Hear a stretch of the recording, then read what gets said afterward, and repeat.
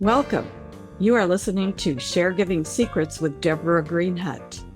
If you are a family caregiver or expect to be one, and you want to maintain your well-being while caring, then you are in the right place. We need to invent and reinvent family care, and together we're going to do it. My big idea is rational caregiving, and my motto is, let your brain lead your heart. Caregiving Secrets, because friends don't let friends be caregivers alone. Let's do this.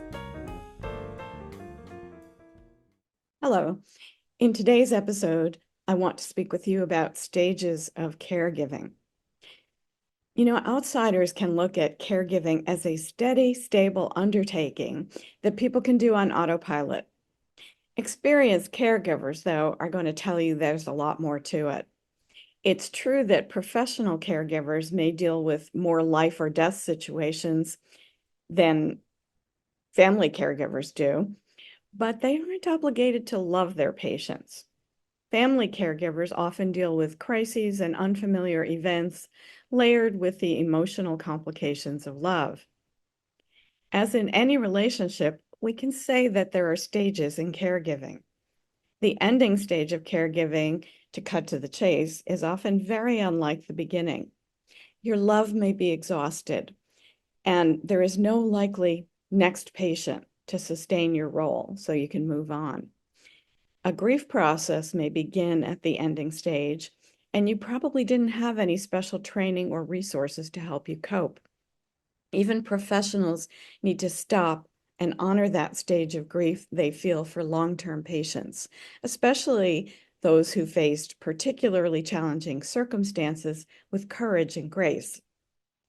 My own parents were medical professionals in war and peace, but I observed even as a child that these experiences did not prepare them for the emotional load of caring for their own parents.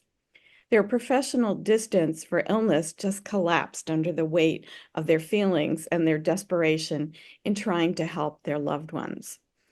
This is a human response, yet they were frustrated by their inability to assert their professional detachment from these losses. Letting go of caregiving and grief were long and difficult stages for them. We can read Elizabeth Kubler-Ross's Stages of Grief and learn to recognize where we are.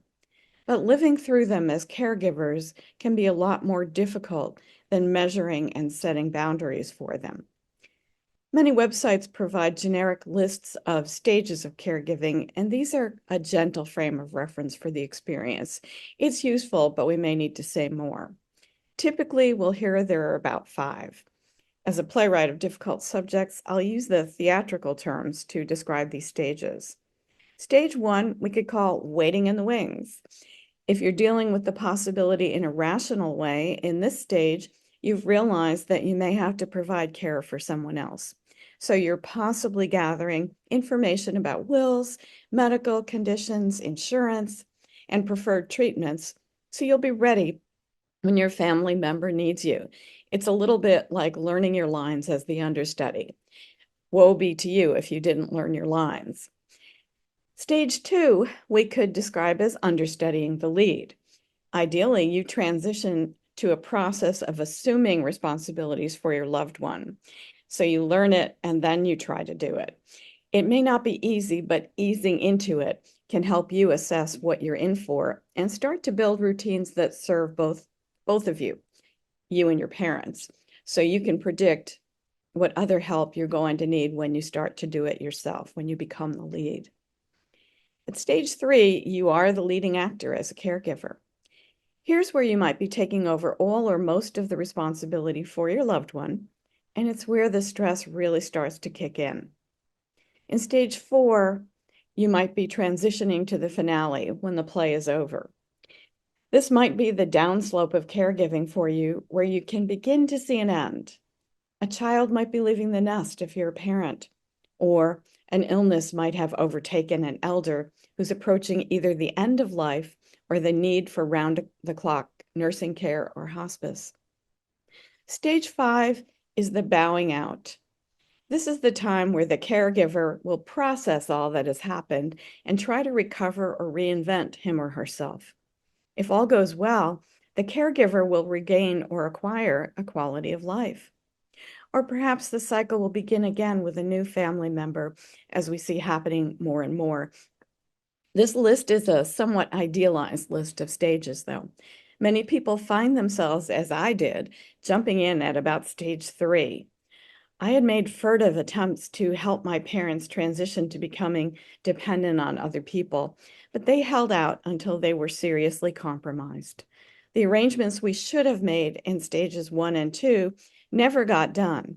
So in my first naive weeks of the experience of caregiving, my first stage compromised my heroic impulse to go to drastic lengths to save my father from broken heart syndrome when my mother died unexpectedly.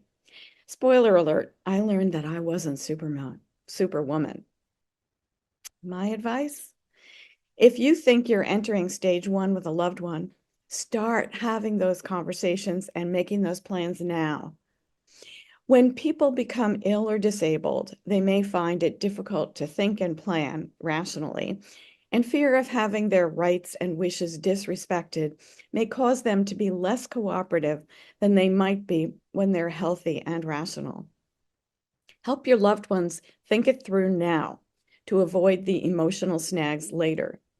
Is your time valuable enough to conserve it by planning ahead? The fable of the grasshopper and the ant might help to explain caregiver burnout pretty well. If we don't store up food for the winter, we will starve. If potential caregivers fail to store supplies, goodwill, and solutions, they too will burn out from those shortages. Now, if you haven't done caregiving before, it might seem like a giant shapeless amoeba full of tasks when you confront it for the first time. Whether you're a new parent who has never bathed a baby, or the adult child of an aging parent who needs help with personal hygiene, becoming a caregiver means stepping into the unknown with some degree of uncertainty about whether the usual tools will even work. Probably your life before the caregiving emergency had some degree of predictability, and you likely had some system, however rickety it was, that worked much of the time. You likely had priorities and dreams of your own. Perhaps you were even driven by them. But as you step into caregiving, all bets might be off. You may have heard that caregiving is difficult, but discovering it in real life is often a ruder surprise. Here's something to think about. Whether we're caregivers or not, we each get 24 hours every day, no more. And we must make decisions about how to fill them. Or not. We can let the world around us take over these hours until we're overwhelmed and unable to act. I can tell you firsthand that burnout is a terrible place to climb out of. Some caregivers don't make it. There's nothing heroic about trying to do everything yourself. You may end up being your own kryptonite if you're not careful. If you habitually weaken yourself this way, you won't be around to be the caregiver you promised to be. It's not unusual for caregivers to become progressively more disabled than the people they care for. For your own sake, some part of each 24-hour day must include personal care, rest, and relief from the burden. People cannot solo on this mission. If you think you can, please check your cape for holes. Letting other people's demands run your day is one way to surrender your priorities.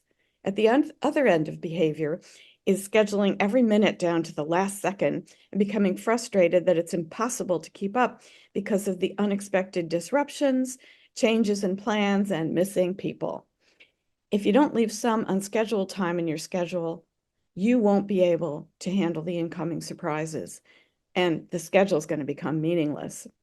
I bet you've noticed that some professional caregivers' offices are more efficient than others in terms of your wait time. One of their secrets is not scheduling every minute. Try not to confuse busyness with productivity or effectiveness. Everything you don't schedule will cost you time. If you plan for emergencies, they won't set you back as far. And please note, your self-care or your own doctor's appointment should not be your emergencies. In the first case, you could become a doormat for everyone else's expectations if you let everyone just run over you. And in the second case, you might become the tyrant everyone wants to avoid. Remember Caregiving? And you're not still able to motivate anyone to help you when you become that angry and upset. If you're new to caregiving, there may be a lot of trial and error involved in developing a flexible schedule and boundaries to defend it. And there can be a learning curve. When we start out, the demand to be a superhero can press hard on your conscience or activate your thirst for competition.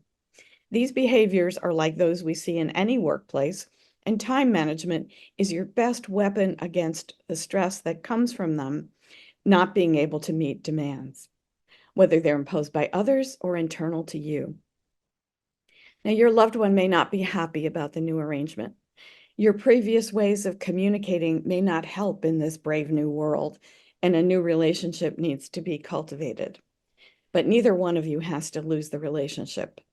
This is not the time to settle old scores. You may even be asked to overlook, if not forgive, the unforgivable.